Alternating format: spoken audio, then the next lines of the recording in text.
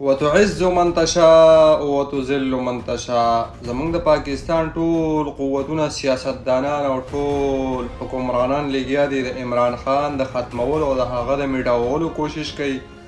او بهر ملکونه، جاپان او د چین او نور ملکونه چې کوم دي، هغه خپلو آینده ځوانانو ته په عمران خان باندې لیکچر ورکوي چې عمران خان داسې یو غیرتي، یو بهادر، داسې یو نر غیرتی ځوان دی، غیرتی لیډر دی چې په هغه باندې خپل قوم ته، خپلو ځوانانو ته، آینده مستقبل ته لیکچر ورکوي چې عمران خان په شانتې ځان جوړ کړئ.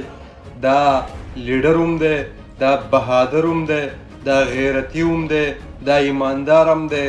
دا د عمران خان عزت دی. الله تعالی په قرآن کې فرمایي وتعز من تشاء وتذل من تشاء. عزت اور ذلت ورکولو لاله صرف اور صرف د الله ذات دی. د الله نه علاوه عمران خان فرمایلیو چې څوک هم چاله نه عزت ورکولی شي، نه ذلت ورکولی شي، نه مرګ ورکولی شي، او نه ژوند ورکولی شي، او نه رزق. والله خیر الرازقین. وتعز من تشاء وتذل من تشاء.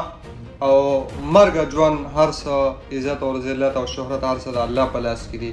عمران خان باندې نور ملکونه سټډیانې کوي، لیکچرې پې ورکوي خپل آینده مستقبل ځوانانو ته، او زموږ هغه د ختمولو کوشش کوي. ستاسو پلار به هم ختم نه کړي په آینده 100 کالو کې. عمران خان زنده باد.